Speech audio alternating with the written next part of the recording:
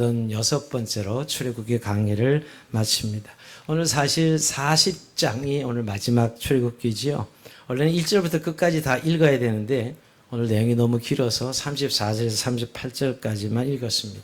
그런데 왜 34장 강의를 끝내놓고 왜 갑자기 40장을 점프하냐고 물으신다면 사실은 우리가 성막에 관한 부분은 이미 25장부터 31장까지 성막에 대한 계시를 하셨어요. 하나님의 모세에게 계시로 말씀하신 내용이 있죠. 그 다음에 35장부터 39장까지는 그 계시된 말씀을 실행에 옮기는 거예요. 그러니까 똑같지는 않지만 아주 대동소이합니다.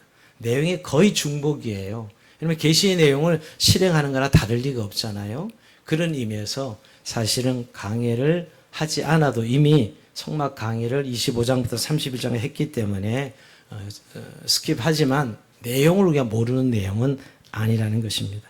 네, 보니까 86번을 3년에 걸쳐서 강의했더라고요. 3년에 걸쳐 22년, 23년, 24년도. 근데 저희 교회는 그러니까 한 반 정도, 1년에 25번이 강의 설교를 하는 거예요. 보통. 그리고 반은 주제 설교, 절기 설교를 하게 됐어요. 이렇게 반반씩 사실은 이렇게 섞어서 사실은 설교를 하게 돼서 이제 다음 주부터는 민수기를 강의합니다.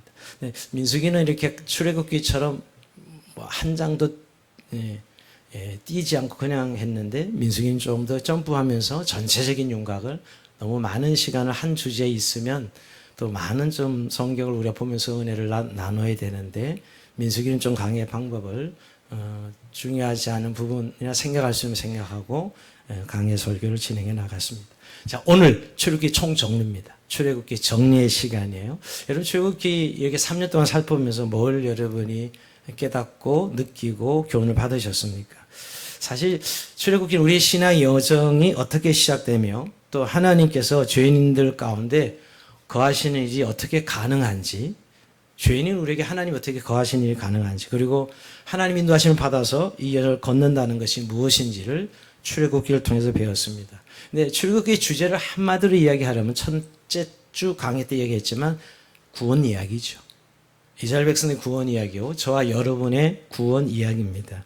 애굽에서 노예가 되어 살아온 백성을 구원하시기 위하여서 하나님께서는 모세를 찾아오심으로 이제 출애굽이 시작됩니다. 모세를 찾아오는 사건부터 그렇죠. 그래서 하나님의 이적과 권능으로 자기 백성을 애굽의 종살이에서 건져내시고 10가지 재앙으로 이스라엘 백성을 6월절로 건져내시고 가장 드라마틱한 장면 때문에 홍해를 건너게 하시는 거죠. 애굽의 군대는 수장되고 이스라엘 백성들은 무사히 홍해를 건너서 결국 시내산에 도착합니다. 자, 시내산에 도착해서 이제 십계명과 율법을 주심으로 구원받은 백성들의 삶이 어떠해야 되는지, 자기 백성과 언약을 맺으시고 어떻게 살아야 하는 백성이 되는지를 말씀해 준 내용이었어요. 자, 그것이 우리가 무려 한 24장까지 차지하는 그런 내용이었고 25장부터 성막이 나옵니다. 자, 그렇게 언약을 맺으시고 이제 자기 백성 가운데 거하시고자 하는 하나님, 성막을 지을 것을 요구하셨습니다. 언약을 맺는 데서 끝나지 않고 자기 백성 함께 하시겠다는 거지요. 근데 그 성막은 그냥 단순한 성막이 아니라 하나님이 어떤 분인지를 가르쳐 주시는 성막이었고 짐승의 피가 없이는 도저히 하나님께 나갈 수 없다는 사실을 성막을 통해서 가르쳐 주셨습니다. 자, 이제 그 성막의 내용이 다 이루어져요. 무려 성막이 한 10장에 해당돼요, 사실은. 우리가 5장은 스킵했지만 한 5장 정도에 걸쳐 성막을 배웠는데 여러분, 성막이 오늘 이제 드디어 세워지는 날이 이 40장입니다. 성막 봉헌식, 성막 봉헌식 이렇게 40장을 명명할 수 있습니다. 어떻게 보면 이제까지 말씀하신 성막을 제작해서 세우는 장면이 오늘 성전봉헌 40장입니다. 근데 오늘 먼저 제가 읽지는 않지만 1절부터 33절까지 이제 성막을 이제 세우는 장면인데요. 이 성막을 세우는 장면 속에 우리에게 주는 첫 번째 교훈이 뭐냐? 우선 하나님 백성의 삶은 하나님 말씀에 순종하는 삶이라는 것입니다. 자, 1절 한번 보겠습니다. 여호와께서 모세에게 말씀하여 이르시되, 자, 40장 1절 이렇게 시작합니다. 여호와께서 모세에게 말씀하여 이르시되. 그러니까 하나님께서 성막을 세우시라고 명령하시는데 이 모든 것들이 하나님의 계획대로, 하나님의 명령대로 수행하라고 지시하는 말씀입니다. 즉 하나님의 명령을 따라 이루어지는 것이지요. 그러니까 성막의 모든 것은 하나님의 명령대로. 거기에는 인간의 생각, 사람의 뜻은 요만큼도 들어가지 못하도록 일일이 지시하시는 것을 보게 됩니다. 자, 이것은 우리에게 참 중요한 메시지를 주는 것인데요. 그리스도인의 삶은 즉 신앙생활이라는 건 하나님의 말씀을 따라 순종하는 삶입니다. 하나님 말씀을 따라가는 삶이라는 거예요. 우리가 뭘 보면 2절에도 보면 여러분 이런 말씀이 있는데요. 정월 초 1일에 이제 성막을 세우라. 너는 첫째 달 초하루에 성막과 회막을 세우고 2절에 보면 날짜까지도 지정해줘요. 절대 임의로 사람이 계산하거나 생각하지 못하도록 모든 것을 말씀한 대로 그대로 지어서 세울 것을 이야기합니다. 여러분 이 날짜는 정확하게 이스라엘 백성들이 첫 6월절을 경험하고 애굽에서 나온 지 1주년이 되는 날에 성막을 세우게 합니다. 자, 여기까지 1년 걸렸어요. 그 1년이 어떻게 되면 이제 애굽에서 출발해서 시내산까지가 3개월 걸렸고 시내산에 지금 9개월을 지금 머물고 있는 거죠. 9개월 머무는 동안에 성막을 지어서 지금 세우는 것이지요. 자, 그래서 1절에서 16절까지는 하나님께서 성막을 세우라는 지시고요. 그 다음에 17절에 33절은 모세가 하나님 명령대로 성막의 순서를 맞춰 세우는 내용이 나와요. 어떻게 보면 반복인데, 그러니까 이 세우라는 지시가 있고 그것을 어떻게 세우는 것까지라고 말씀하고 있는 걸 봅니다. 자, 여러분 우리가 지금까지 성막을 오랫동안 공부했는데 다시 한번 마지막 날이니까 성막이 이렇게 생겼죠. 여러분 한번 올려주세요. 이 성막을 이제 드디어 오늘 봉헌하는 것입니다. 성막이지요. 자, 우리가 이 안에 지성소가 있고 성소가 있고요. 그 다음에 바깥 뜰이 있고, 그 다음에 줄 텐트로 쳐져 있죠. 그리고 동쪽에 문이 나 있습니다. 근데 오늘 이 40장에 보면 다시 한번 성막을 세우는 그런 과정들 속에 제일 먼저 지성소가 제일 먼저 나와요. 가장 중요한 것부터 안부터 이야기해요. 지성소. 지성소에는 뭐가 있죠? 그 안에 증거궤가 있죠. 그래요? 증거궤를 놓고 휘장을 칩니다. 지금 보이진 않지만 휘장을 치고 그 휘장 안에 성소가 되죠. 지성소, 성소에는 뭐가 있어요, 여러분? 진설병상이 있고 등대가 있고 금양단이 나옵니다. 자, 그 다음 그림을 올려주세요. 자, 이건 이제 내용은 보이지 않으니까 조감도로 본다면, 평면도로 본다면 지성소가 있고 증거궤가 있고 그 앞에 성소의 앞에 진설병상, 등대, 금양단이 있어요. 그리고 다시 또 휘장을 쳐서 그 마당에 나오면 번제단 있고 물두멍이 있죠. 그죠? 물두멍과 번제단. 그 앞에 문이 있는 것을 보게 됩니다. 이렇게 오늘 지금 구구절절히 주님이 명령하셔서 지시해서 세워가는 장면입니다. 그리고 이제 9절부터 간유를 발라서 모든 기구를 거룩하게 구별하는 내용이 11절까지 나오고요. 마지막으로 아론과 아들들을 제사로 세우기 위해서 물로 씻기고 거룩한 옷을 입히고 기름을 부어 구별하는 일이 나옵니다. 그리고 이제 16절에 모세가 그대로 순종했다고 밝히죠. 자, 16절. 우리 한번 다시 한번 읽어봅시다. 시작. 모세가 그같이 행하되 그 여호와께서 자기에게 명령하신 대로 다 행하였더라. 자, 이게 무려 7번 나와요. 이 행하였더라. 이 구절이 계속해서 19절, 21절, 23절, 25절, 27절, 29절, 32절 계속 반복해서 여호와께서 모세에게 명하신 대로 행하였더라. 여호와께서 자기에게 명하신 대로 다 행하였더라. 굳이 이렇게 강조하실까? 여러분, 성경에 뭔가 이렇게 계속 반복할 때는 뭔가 중요한 의미가 있기 때문에 강조하는 것이죠. 뭘 보여주는 거예요? 하나님의 언약의 백성은 순종의 삶입니다. 뭐에 대한 순종이죠? 하나님 말씀에 대한 순종이라는 것이에요. 여러분 신앙생활은 순종입니다. 오늘 결국 성막 봉헌이 순종으로 이루어졌다 하는 걸 보여주고 싶습니다. 33절의 마지막에도 그는 또 성막과 제단 주위들에 포장을 치고 뜰문에 휘장을 다니라 모세가 이같이 역사를 마치니. 그러니까 하나님의 말씀 순종하여 역사를 마치는 것이지요. 여러분 신앙생활은 말씀에 대한 순종입니다. 성경 그래서 우리에게 너희가 사람이 떡으로만 살 것이 아니요 여호와 입에서 나오는 말씀으로 살 것이니라 이렇게 말씀하고 있죠. 네, 이렇게 말씀대로 산다는 의미를 너무 율법의 개념으로 율법주의의 부정적인 개념을 가지는 분들이 의외로 많더라고요. 너무 개인의 자유가 강조되는 이 시대에 살면서 나도 자유가 있는데 물론 하나님이 엄청난 자유를 주셨지요. 근데 여러분 그거와 정말 하나님이 말씀하신 것을 지켜 순종하는 삶이 우리 그리스도인의 삶이라는 사실을 잊어서는 안 됩니다. 얼마나 반복적으로 이야기하세요? 여호와께서 명령하신 대로 말씀하신 대로. 결국 우리의 삶의 기준은 하나님의 말씀이고 그 말씀의 기준대로 살아가야 된다는 것. 왜냐하면 그 안에 모든 하나님의 축복이 다 담겨져 있기 때문에 우리를 향하여 주시는 하나님의 축복의 내용이 그의 말씀에 다 담겨져 있기에 너희는 그 말씀대로 순종하라는 것이죠. 오늘 성막의 건립은 제일 먼저 주시는 교훈은 말씀에 대한 순종을 다시 한번 강조하셔서 우리에게 하나님 주시는 축복을 주시기를 원하시는 하나님 마음을 우리가 깨달아야 되는 것이죠. 자, 그러면 이제 본론으로 가서 이제 34절부터 35절까지. 자, 이렇게 성막이 하나님의 명령대로 완성되었을 때 어떤 일이 일어났을까요? 자, 34절 봅니다. 구름이 해막에 덮이고 여호와 영광의 성막에 충만하매. 자, 먼저 구름이 해막을 덮었습니다. 그러면 해막은 성막과 똑같은 말이에요. 성막. 왜 해막이라 그랬죠? 하나님과 이스라엘 백성이 만나는 장소다 해서 만날 회막 그런 거예요. 예, 회를 좋아하는 사람은 회를 지금 생각하고 있을 거예요. 그죠? 이해는 만날 해자예요. 하나님과 이스라엘 백성이 만난다 해서 회막 그랬어요. 성막인데 해막에 덮여. 구름이 덮이다. 근데 그냥 구름이 아니죠. 이 구름은 여러분. 하나님의 임재와 영광을 상징하는 우리가 소위 세키나라는 구름이에요. 이 구름이 해막을 덮었고 하나님의 영광이 충만했다. 이렇게 얘기해요.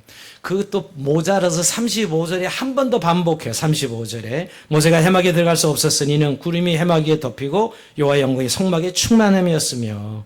자, 여기 충만하다. 자, 하나님의 영광이 충만하다. 충만하다는 말은 역동적이고 지속적인 뜻을 가지고 있습니다. 그러니까 하나님의 영광이 일시적으로 찼다는 게 아니라 현재적으로 계속 움직이는, 그러니까 계속 하나님이 살아 움직이는 영광의 성막을 채우고 있다는 것이에요. 근데 이건 여러분 우선 가시적으로 보이는 것이에요. 우리가 지금 가시로 볼 수는 없는데 이 당시 해막에 가시적으로 보였지요. 우리가 상상해서 그냥 이렇게 구름 모양을 그리긴 하지만 어마어마한 영광의 모습으로 나타났습니다. 근데 여러분 이 의미, 자, 성막에 임한 하나님의 영광, 오늘 가장 중요한 주제고 이게 결국 오늘 출애굽기를 마무리하면서 주님이 우리에게 주시고자 하는 결론이에요. 성막에 임한 하나님의 영광. 여러분, 우리 하나님의 영광이 임한 건 본 적 있죠? 어디서 봤죠? 시내산. 시내산에 이스라엘 백성과 하나님 언약을 맺을 때 그때 하나님의 영광이 임했어요. 그때 구름이 빽빽하고 천둥 번개가 치고 어마어마한 불로 임하시는 하나님의 영광을 이미 시내산에서 봤어요. 근데 그 시내산에 임한 하나님의 영광이 오늘 이 성막 위에 그대로 임했다는 걸 보여주고 있는 거예요. 시내산에 강림하시던 여호와께서 이제 성막에 좌정하신 것이죠. 우리가 이렇게 해석해 볼 수 있어요. 그래서 어떤 신학자는 이것을, 즉 성막 위에 임한 하나님의 영광을 이동형 임재다. 그 시내산에 어마어마한 하나님의 임재가 있었는데 그것이 오늘 이 성막 위에 임하였으니 이동형 하나님의 임재다. 이렇게 이야기합니다. 더 나아가서 성막 위에 하나님의 임재를 가시로 보여주는 휴대용 시내산이다. 이 성막이 휴대용 시내산이다. 이렇게 표현했어요. 좀 일리가 있다 하는 생각. 왜냐하면 우리는 이미 시내산에 임한 하나님의 영광을 봤거든요. 그 영광이 오늘 성막 위에 임한 것입니다. 그래서 이제 시내산에서 언약을 맺었잖아요. 그러니까 시내산에 하나님의 영광이 맺었는데 그 영광이 거기서 끝나지 않고 이제 성막으로 옮겨져서 이제 그 관계가 지속성을 의미하고 있는 거예요. 하나님과 이스라엘 백성은 지속적으로 그 하나님과 이스라엘이 만나는 해막 위에 하나님의 영광이 임하였다는 것입니다. 그래서 그분과 이스라엘 백성이 함께하는 삶을 이미 말씀하고 있는 것입니다. 근데 여러분, 모세나 이스라엘 백성들이 하나님의 영광을 처음 본 게 아니에요. 좀 전에 말씀드렸지만 그들은 사실 애굽에서 재앙이 떨어질 때 홍해를 가르고 불기둥, 구름기둥, 만나 메추라기 반석의 물이 터쳐나올 때 하나님의 기적적인 임재를 보았던 사람들이죠. 그리고 더 결정적인 시내산에서 불같은 데서 말씀하시는 하나님의 음성을 들었어요. 그때 이스라엘 백성은 너무 힘들어 두려워서 우리는 직접 대면할 어려우니 당신이 말씀을 잘 들어서 우리에게 전해달라고 이렇게 이야기할 정도로 하나님의 영광의 임재는 너무너무 두려웠던 사실을 보게 됩니다. 근데 여러분, 그래도 모세는 좀 더 구체적으로 하나님의 영광을 봤던 사람이에요. 우리가 금송아지 사건을 묵상할 때 출애굽기 32장에서 34장까지 내용을 봤을 때 여러분, 하나님 영광을 보여주시옵소서 이렇게 모세가 기도할 때 하나님 등을 보여주시오. 등으로 지나가는, 정면을 볼 수는 없지만 그런 표현들이 나옵니다. 그런데 그렇게 영광을 체험했던 모세인데 오늘 모세도 그 해막에 임한 영광에 들어갈 수 없다고 성경이 이야기해요. 35절 볼까요? 모세가 해막에 들어갈 수 없었으니. 너무 특별한 하나님의 임재예요. 너무 특별한 하나님의 영광이죠. 그래서 볼 수가 없었다 그럽니다. 얼마나 특별했는가를 보여주는 것이에요. 여러분, 우리가 하나님의 영광이 임할 때 모두가 두려워서 가까이 할 수 없었던 신의 산에 임하였던 하나님의 영광과 오늘 이 성막 위에 임하였던 하나님의 영광이 다르지 않다는 것을 알게 되고, 특별히 오늘 더 그런 의미에서 스페셜한 정말 특별한 하나님의 영광이 충만히 임하였다는 사실을 말씀하고 있다는 것입니다. 자, 그러면 오늘 중요한 건 여러분, 하나님의 영광이 뭐냐는 거예요. 사실 우리는 이게 하나님의 영광 너무 추상적이죠. 우리가 실제 보지도 못했고, 오늘 성경에서 하나님의 영광을 이야기합니다. 우리 눈으로 보지 못했고, 또 그 단어를 이해할 때 사실 몇몇 생각밖에 들지 않아요. 하나님 영광 돌리고, 뭐 영광 드러내고, 이 정도는 이해하지만 그 영광 했을 때 그 단어가 준 의미가 뭡니까? 또 그 하나님의 영이 충만하다는 것은 어떤 의미일까요, 여러분? 바울은 신약에 하나님을 표현할 때 이렇게 묘사했습니다. 디모데전서 6장 16절. 그는 하나님의 영광을 이렇게 표현했는데, 이거 한번 읽어봅시다. 시작. 오직 그에게만 죽지 아니함이 있고 가까이 가지 못할 빛에 거하시고 어떤 사람도 보지 못하였고 또 볼 수 없는 이신이 그에게 존귀와 영원한 권능을 돌리시오다. 아멘. 여기서 가까이 하지 못할 빛에 거하시는 분, 결코 인간이나 어떤 피조물이라도 근접할 수 없으신 하나님을 말하고 있는 것이죠. 이게 하나님의 본질을 말하고 있는데, 자, 이건 굉장히 중요한 의미예요. 우리가 하나님을 경외하고 예배의 대상이잖아요. 우리가 너무 이렇게 예배하고 늘 기도하니까 하나님 내가 언제든 만날 수 있는 분 이렇게 쉽게 생각할 수 있어요. 물론 우리 안에 성령님이 내재하셔서 내재하신 하나님, 참 우리의 친밀하고 가까운 하나님이지만 본질적으로 하나님은 피조물과 다른 분이에요. 그죠? 우리와 너무나 구별되고 다른 분이에요. 우리가 도저히 가까이 할 수 없는 분. 그게 하나님 본질이죠. 초월적인 하나님이에요. 여기서 하나님의 영광의 참, 하나님이 어떤 분이랑 우리의 예배의 대상이 되는 이유가 그는 정말 영광스러운 분이라는 것이죠. 그래서 경외한다, 하나님을 경외한다 그러죠. 오늘 이렇게 가까이 갈 수 없고 들어갈 수 없나니라고 구약에 표현되어 있는 하나님의 영광이 얼마나 큰지를 보여주고 있는 것이지요. 왜냐하면 오늘 우리가 이렇게 신앙생활 하면서 하나님을 경외하고 예배하는 의미에 있어서 너무 하나님을 가까이 우리 안에 계시다는 의미가 오히려 하나님을 경외하는 것을 방해할 수가 있다는 생각을 해봅니다. 그저 자기 생각이 하나님의 생각, 또 자기 어떤 좀 생각 속 이상이 하나님이라고 생각하는 아주 그런 우리를 범하게 계셔요. 하나님은 우리의 피조물과 너무나 다른 영광스러운 분이라는 사실, 도저히 근접할 수 없다는 사실을, 사실 그 셰키나 구름이라는 영광으로 표현돼서 하나님을 우리가 경외하고 예배하도록 하는 것이지요. 도대체 이스라엘 백성들이 보았던 이 성막에만 하나님의 영광은 어떤 광경이었을까? 늘 사실 우리가 궁금해하면서 오늘 이 본문을 봐야 되는 것이. 오늘 마이어 같은 신학자는 이렇게 합니다. 여호와의 영광이라고 불리는 빛나는 광채는 성막 안에서부터 비쳐나오는 하나님의 셰키나였다. 성막의 휘장이 광채로 변형됐고 성막 전체가 영광의 광채를 띠는 모습으로 변형되었다. 그런데 여러분, 이 장면을 우리가 신약에서 찾아볼 수가 있다는 거예요. 성막에 임한 하나님의 영광을 신약에서 찾아볼 수가 있어요. 어디서 찾아볼까요? 변화산상에 예수님이 세 제자를 데리고 가셨는데 예수님이 갑자기 쑥 변형되신 이 장면. 이 장면이 오늘 성막에 임한 하나님의 영광과 같은 장면을 해석해 볼 수 있어요. 자, 마태복음 17장 2절에 보면 그 변화산에서 예수님이 어떻게 변형됐냐? 변형돼서 그 얼굴이 해같이 빛나며 옷이 빛과 같이 휘어졌더라. 여러분, 해같이 빛나면 이거 표현이 이거밖에 할 수 없는 거예요. 우리 이제 낮에는 해를 정면으로 볼 수도 없어요. 얼마나 해가 밝은지요? 빛과 같이 휘어졌더라. 이 장면입니다.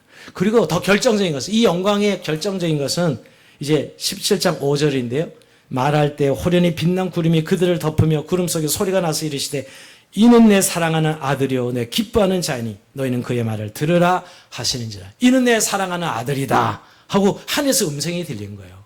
그 영광의 광채, 예수님이 변형된, 여러분 평상시에 보는 예수님은 우리가 똑같은 몸을 가진 평범한 예수님이었을 것입니다.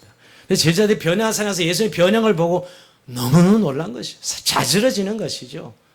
그 황홀한 그 체험, 그 예수님의 몸이 변형되면서 임했던 그 영광이지요. 그게 바로 오늘 구약이 지금 오늘 우리가 지금 보고 있는 성막의 하나의 영광을 신약에서 예수 그리스도를 통해서 성취되고 이루어지는 것을 보는 것입니다.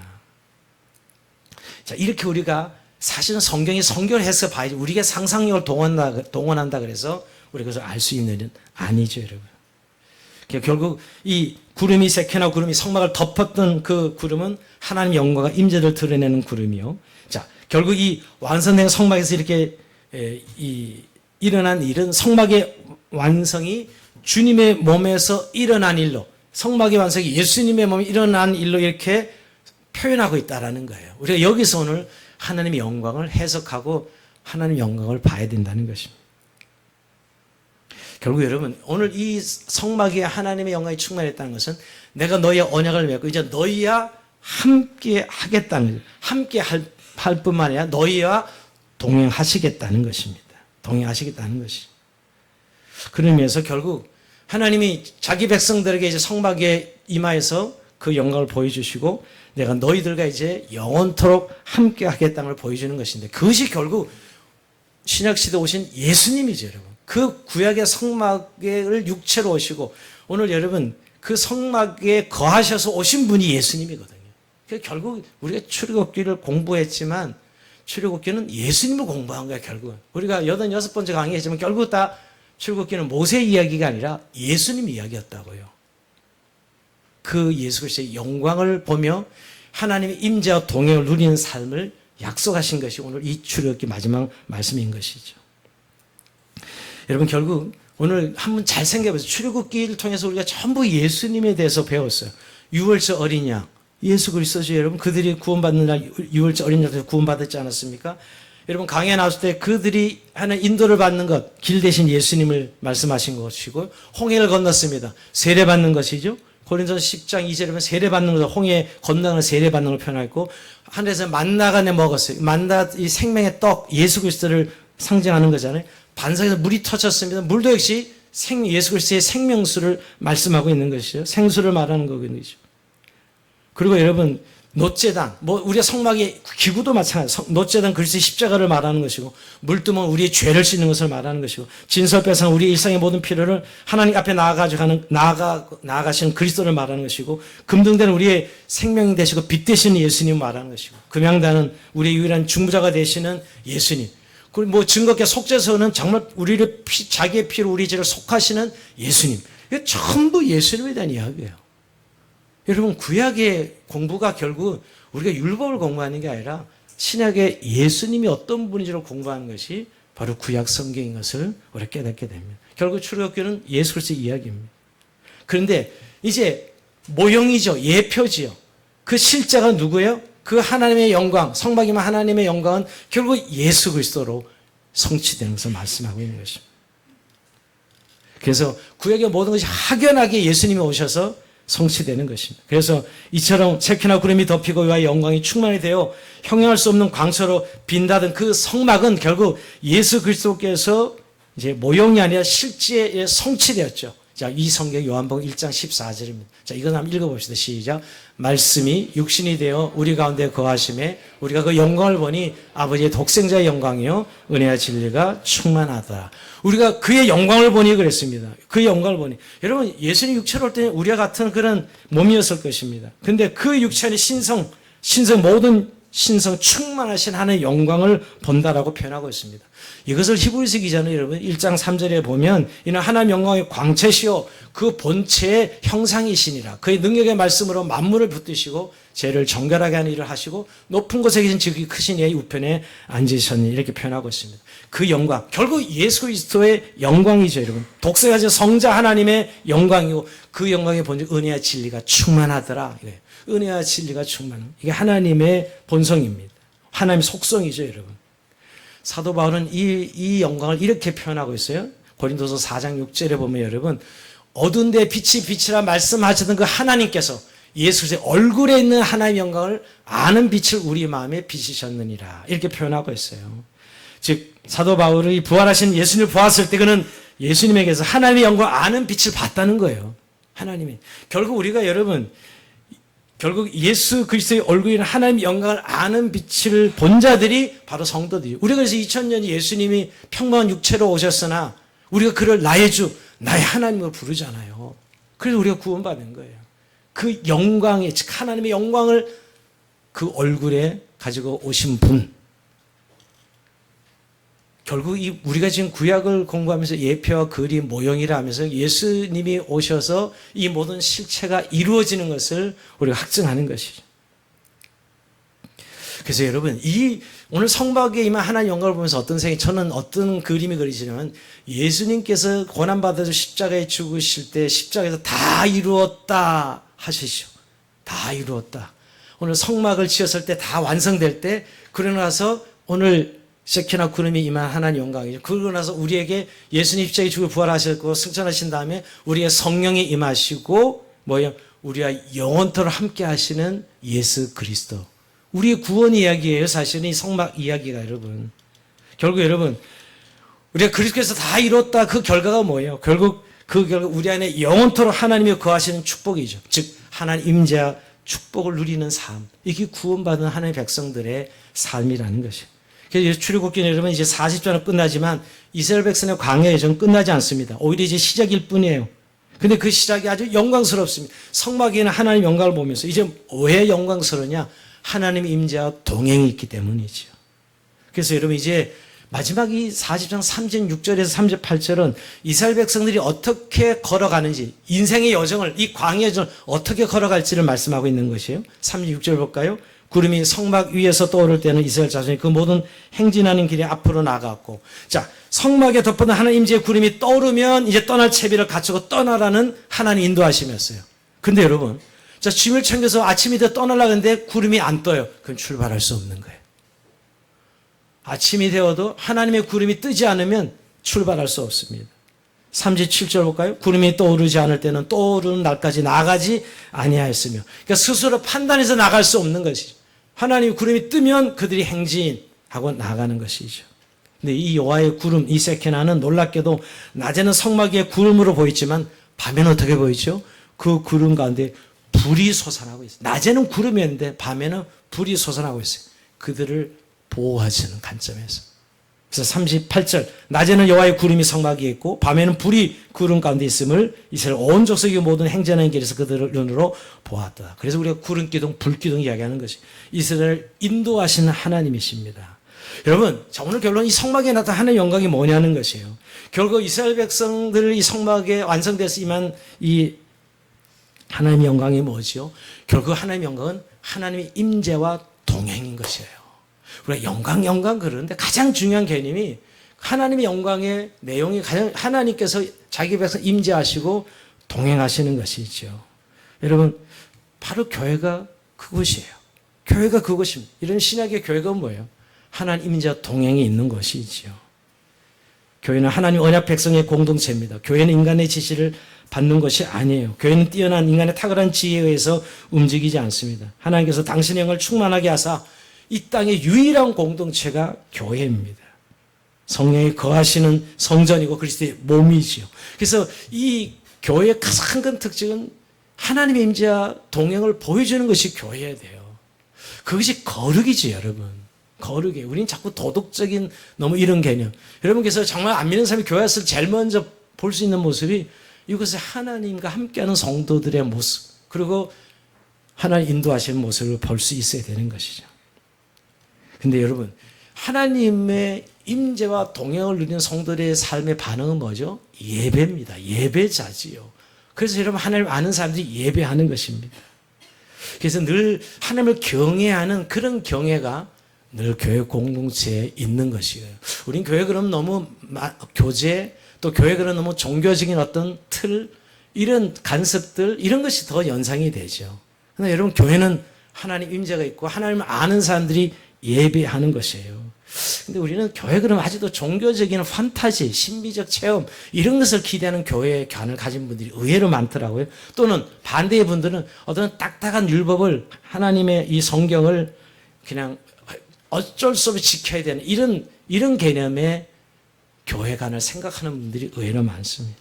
결국 교회는 하나님을 아는 사람들이 하나님을 경외하는, 그래 그 임재와 동행을 누리는 것이 바로 교회지요.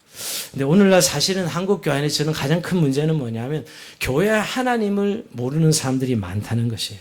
교회는 다니지만 하나님을 모르는 것이에요. 이 말을 다른 말로 바꾸면 여러분, 회심이 없는 그리스도인, 회심이 없는 그리스도인. 말도 안 되는 소리지만 여러분, 그러니까 하나님을 믿고 알면 그 반응은 그 영광이 거기에 머물고 우리는 그 영광 때문에 하나님 임재와 동행을 누리게 되는 것이. 그래서 늘 예배가 경험되는 삶이 그리스도인의 삶인데요. 근데 결국은 그 영광을 체험하지 못했기 때문에 예배가 일어나지 아니하는 것입니다. 그래서 또 하나 형식이고 또 하나 푸닥거리고 또 하나 또 내가 그리스도를 치러야 될 대가다. 이런 정도로 끝내버리는 예배가 되는 것이죠. 하나님을 경외하는 그리스도인의 삶은 바로 여기서 나온 것입니다. 하나님의 당신의 백성들 가운데 거하시고 내가 너와 영원토록 동행하겠다는 것이죠. 개인 성도의 삶도 마찬가지입니다. 오늘 우리의 삶의 하나님 영광은 뭐냐는 것이에요. 하나님 영광은 우리 뭐가 잘 됐을 때, 성공했을 때, 또 연예인들은 뭐가 상을 받을 때 하나님 영광을 돌립니다. 우리가 영광을 위해 삽니다. 이렇게 표현하고 싶지 않습니까? 근데 그건 너무 왜곡된 거예요. 너무 일부분만 이야기하는 것이.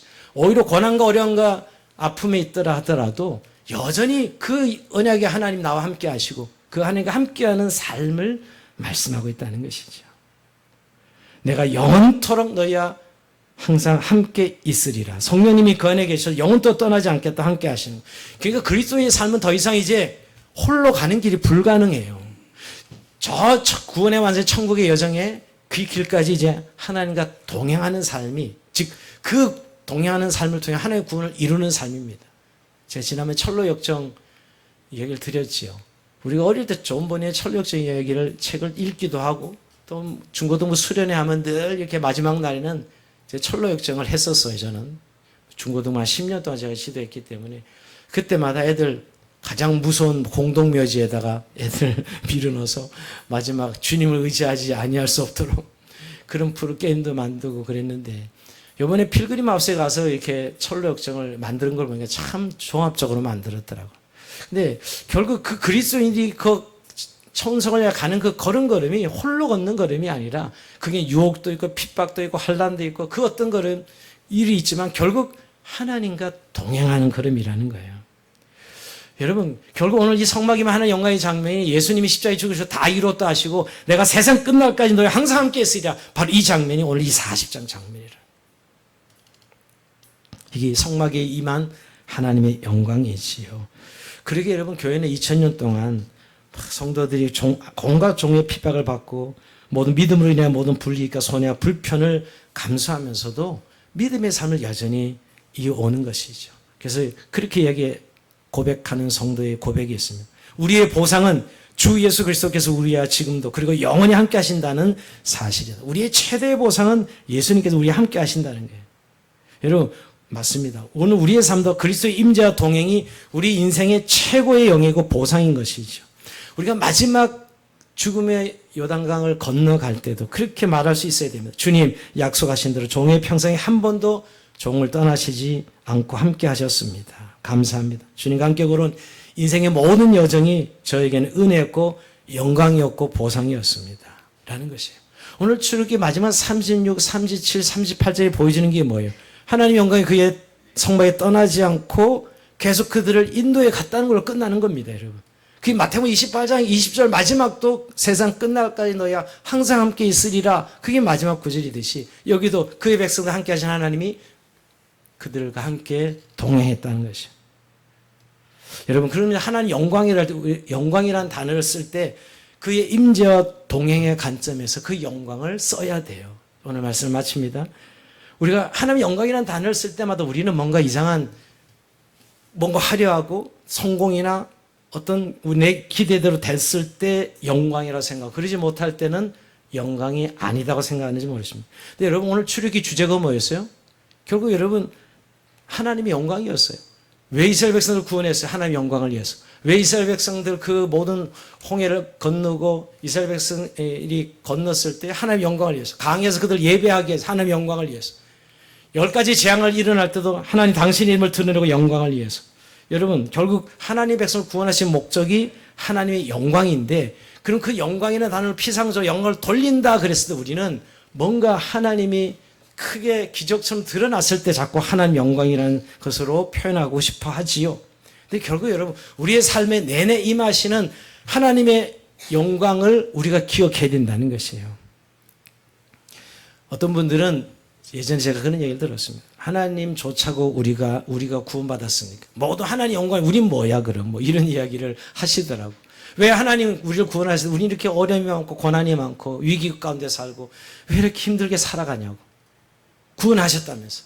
예. 이렇게 묻고 싶은 분들이 계시죠, 여러분. 하나님조차가 우리를 구원하셨는가 뭐 이런 얘기죠.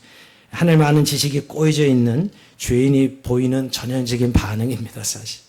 근데 오늘 주님으로 네 행복이 무엇이냐를 물어보는 거예요. 네 행복이 무엇이냐. 근데 여기에는 한 가지 중요한 것은 우리의 구원이 한순간에 이루어지는 게 아니라 여러분. 우리가 구원받았지만 시간 속에 이루어집니다.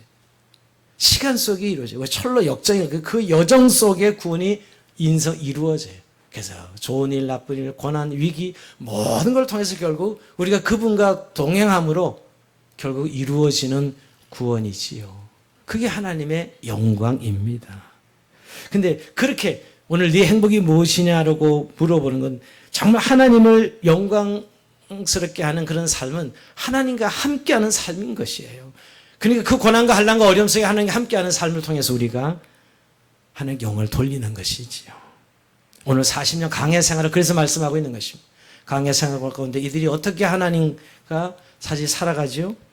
정말 이스라엘의 무지한 것, 또 완고한 것, 그 사이에 하나님과 밀고 땡기고 이런 과정이 있어요. 불평하고 원망하고. 근데 여러분, 결국 우리를 인생의 강약길을 걸어가게 하시는 것은 우리를 그 강약길에 빚어가시고 만들어 가시는 그 하나님의 손길을 보게 됩니다. 그게 하나님의 영광이에요. 근데 여러분, 결국 우리가 하나님의 영광은 예수 그리스도의 얼굴에 영광을 본 자들에 그랬는데 그 핵심은 예수 그리스도로 모아지. 우리가 고난당하고 힘들고 어려울 때 결국 예수님으로 모아져요. 결론이 모아집니다. 그러면 그 안에 우리 하나님의 임재를 우리가 체험하고 그와 동행하는 법을 그 가운데 배우게 되죠. 여러분, 정말 하나님의 임재와 동행을 누리고 계십니까? 그를 통해서 정말 하나님의 영광을 돌리고 영광을 누리고 계십니까?